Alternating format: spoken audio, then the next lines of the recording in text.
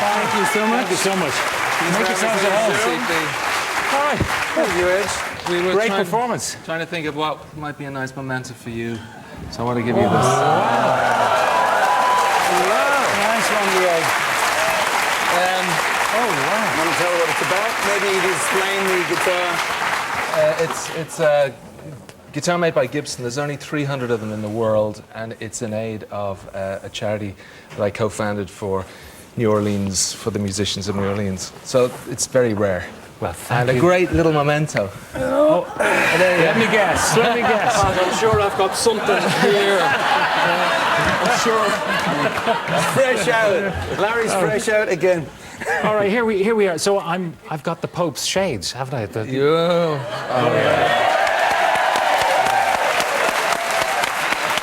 actually. I'm getting a Terminator vibe off that. Terminator vibe. I am It's being just I Terminated never saw tonight. the Arnold Schwarzenegger, in Pat Kenny. Yeah. I'm really looking forward to Croke Park and the tour, because all sorts of things are promised for this. Engineering, the like of which has never been seen before. What are you planning?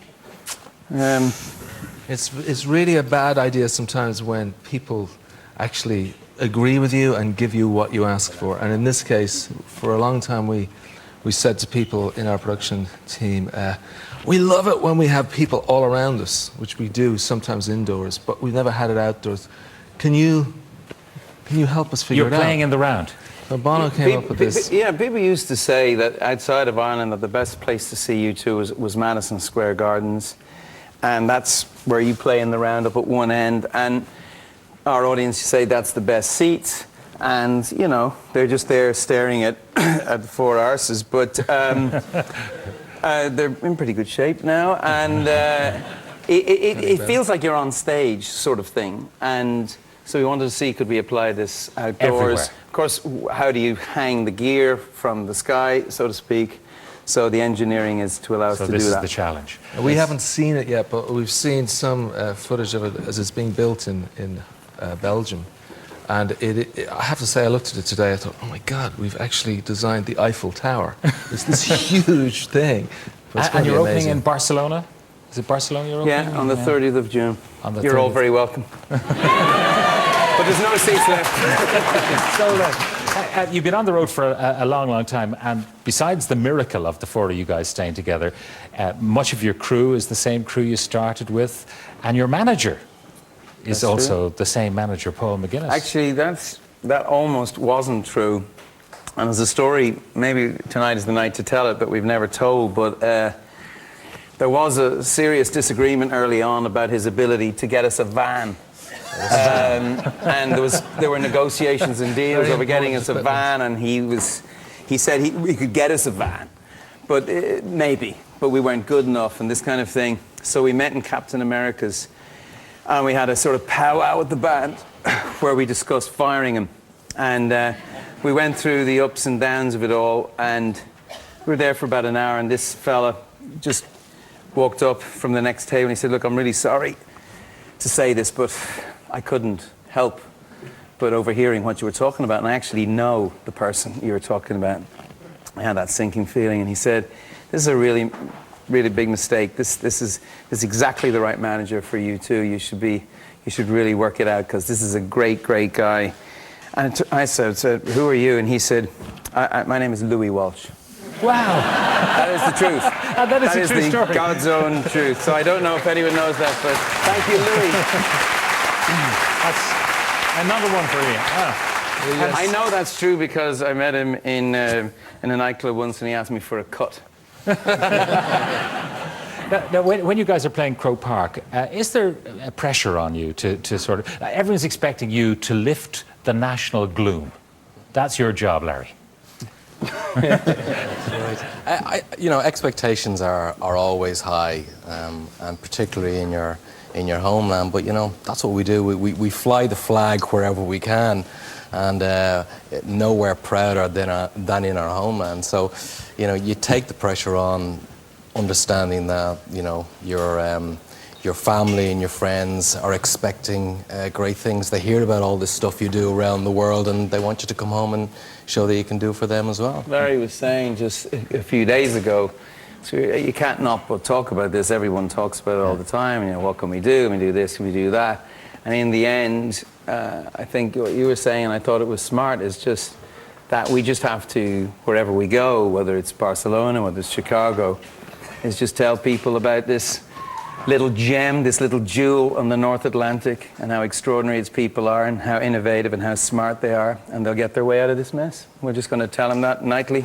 Tell them every night. I was wondering, I mean, you guys know each other forever and forever, but do you ever row?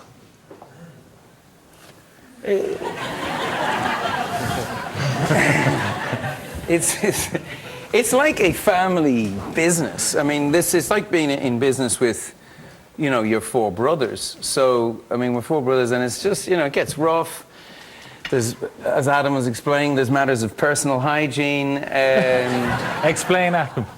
Well, I think bar the odd gust of wind,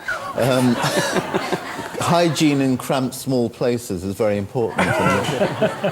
We're used to being in small little vans and travelling around the country. And then there was the lemon. That was very cramped. That was The lemon. Oh, yeah. We travelled we had a little spaceship on a tour in the 90s called Pop Mart.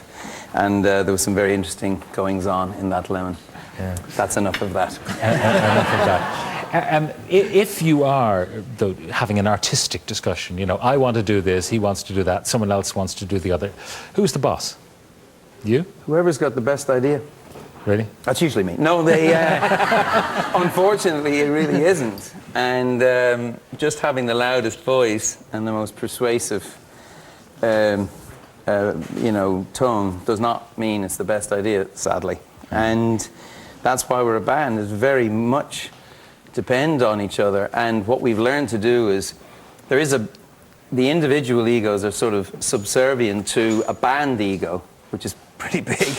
But that's the way it works. So if the idea is a great idea, we soon forget who had it, or you know where it came from. And I would say all four of us win the day on different days. One of the things that intrigues me, this latest album has been described by some of the critics as possibly your best. And I'm just wondering, how do you manage to stay relevant? I mean, the Rolling Stones are touring kind of greatest hits tours, but you're still touring new music. I think we're immersed in music. I mean, we haven't lost that thing of being the fans, you know, in the middle of a big bunch of people at the Clash show or Rory Gallagher or Thin Lizzy, or those shows that made such an impact on us as kids. And I think we're still fans. We still go out, we buy the records, we listen to Dave Fanning or We still call them records. Johnny Kelly. Yeah. And I think that's We still pay for them. that's a big part of it, because we're so immersed in it. All right, now, U2 is sometimes subsumed by the politics of your advocacy for various causes. Does that get up any of your noses, Adam, Larry, Edge? For me, speaking personally, I think U2 was always interested in politics. I think that's where we came from. You know, in 1976, Dublin was, you know, a very different place. For me, speaking personally, I think U2 was always interested in politics. I think that's where we came from. You know, in 1976, Dublin was, you know, a very different place than it is now. It was in recession. I don't know if it's going to be equitable in the same way, but there was really nothing going on. And for us, when we heard punk music, that was an opportunity for us to do something, to get involved and to be part of a thought process that was about changing your world and changing the ideas in your world. And that is something we've carried through over the last 30 years. And Bono's activism is something that we all support and we all stand behind him. We might be in the studio finishing a record and he's off doing something else, but it's something that he does very much on our behalf as much as his own. Larry, you wouldn't be into all of Bono's friends. No, I mean, it's, look, the U2 is built on disagreement. I mean, it's always been like that, and you know, it is a democracy. to an extent, and you know, you have to be allowed express your views, and you know, I have to. It's my duty. So when he says sups with the devil, as you would see it, you know, maybe meeting George W. and Tony Blair. Well, it's not necessarily that I would. I mean, you have to meet and do deals with people you don't particularly like. That's life. I think it's when they feel that it's basically a friendship, and you know where it sort of crosses that line between business and pleasure is the difficulty. It's not the fact of having to you know, have supper with the devil, as you say. I mean, I strong stuff. And No better man. no. I mean, I think it's fair to say Larry feels you know, would call Eamon Dunphy a war criminal,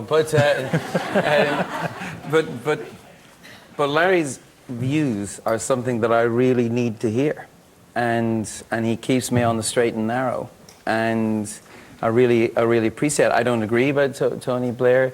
Although we told Tony Blair at the time, we disagreed. It was very clear about it. He knows what the bands, he knows what I felt about it, and George Bush back in those days. But I suppose what I've learned from my job as an activist is a strange thing to say, but the politics is often moved by personal chemistry. It shouldn't be, but it is. It's a strange thing, and you see these meetings and you wonder, how did that happen?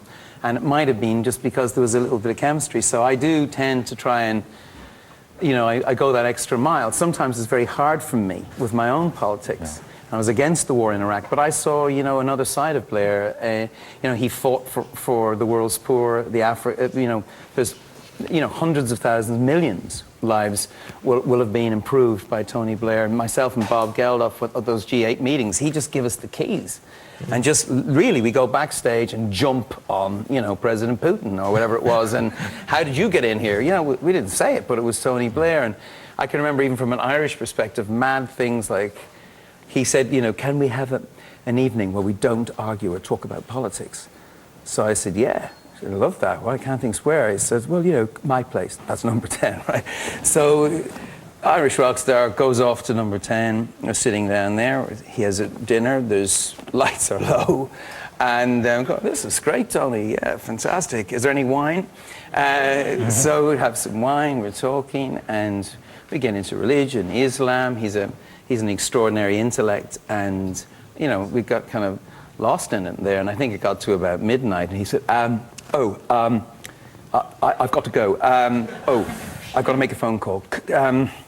Could you let yourself out? And I said, well, okay. And I might have had maybe one more glass of wine than him, but I was going out. And I was trying to let myself out. It was a strange feeling, honestly, and quite a serious feeling in a way, to walk through these rooms, to bump into Lloyd George, who, you know, who this country, you know, we agreed to, you know, to partition under threat of civil war by Lloyd George. And I'm there, you know, and just had a few drinks, and, you know, you go down, I got lost.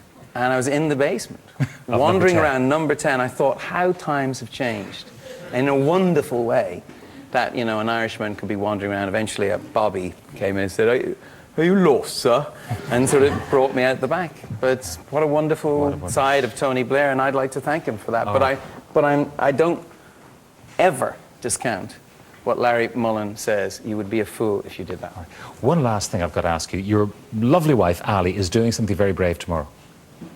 Yeah, she is.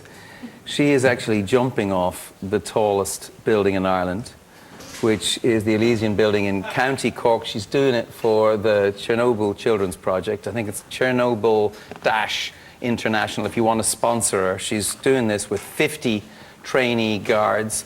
She hasn't used the stairs at all in the last week. And it was supposed to be the two of us, but she said it would be a very different sponsorship if I was up the top of the tallest building. I think I know what you meant. All right, look, guys, thank you very much. Edge, for this guitar, I will always treasure it. Thank you very much. And to you, Bono and Larry and Adam, thank you very much for coming in and being with me on my final show. Thank you. Thank you. you so much. Thanks a million. Thanks a lot. Thank you so much, guys. Thank you. Bye-bye.